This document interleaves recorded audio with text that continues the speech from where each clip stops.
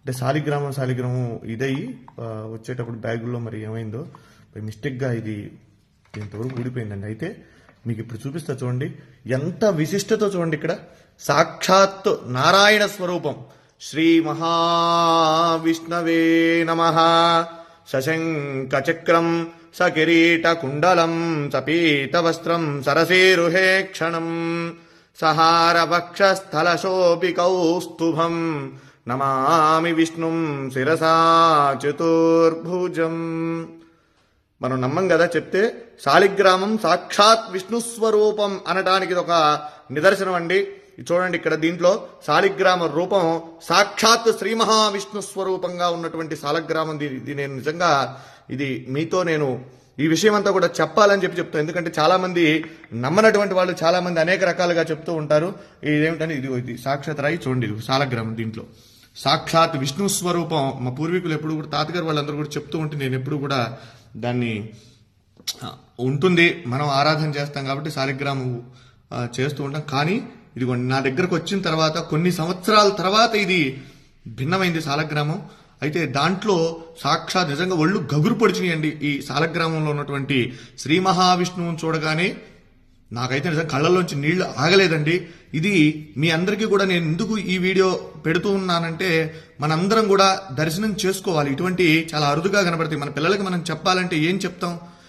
ఏదో జరిగిందిలే ఉందిలే అనుకోవటం కాదు. శాలిగ్రామం ఏంటంటే, శాలిగ్రామం చూడండి, ఇది నేపాల్లో గండకీ నదిలో ఇవి శాలిగ్రామాలు మనకి నిక్షిప్తం అవుతూ ఉంటాయండి, అక్కడ దొరుకుతూ ఉంటాయి. అయితే ఇది దీంట్లో ఒక పురుగు, దాని పేరు, అది ఒక బంగారాన్ని నిక్షిప్తం చేస్తుంది దాంట్లో. అది తీసుకొని వాళ్ళు గవర్నమెంట్ అవి శాలిగ్రామాలను అక్కడ గండకీ నదిలో వదిలేస్తారు.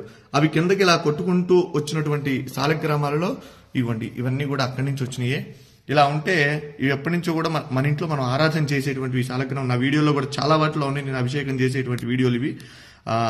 అయితే మీరు చూడండి, దీంట్లో స్వామి సాక్షాత్తు విష్ణు భగవానుడు, వెంకటేశ్వర స్వామి, నేనైతే లక్ష్మీనారాయణ అనుకుంటా, వెంకటేశ్వర స్వామి అనుకోవచ్చు.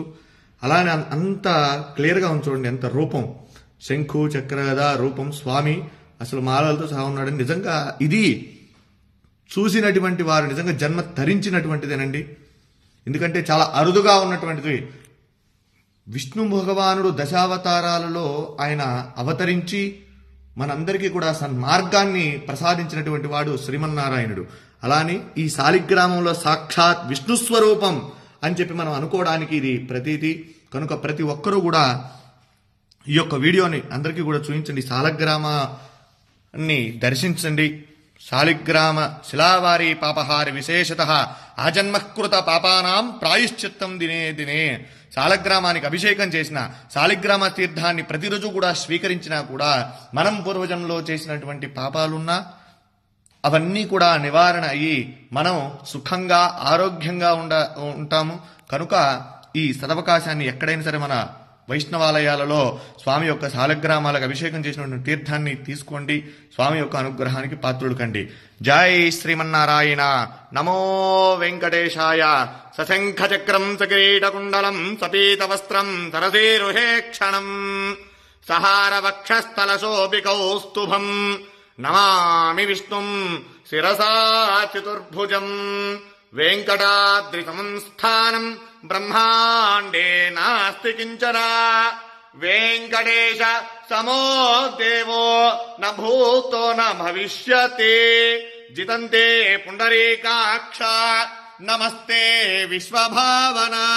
నమస్తే ఋషికేశ మహాపురుష పూర్వజ. సుదర్శన మహాజ్వాల కోటి సూర్య సమప్రభా.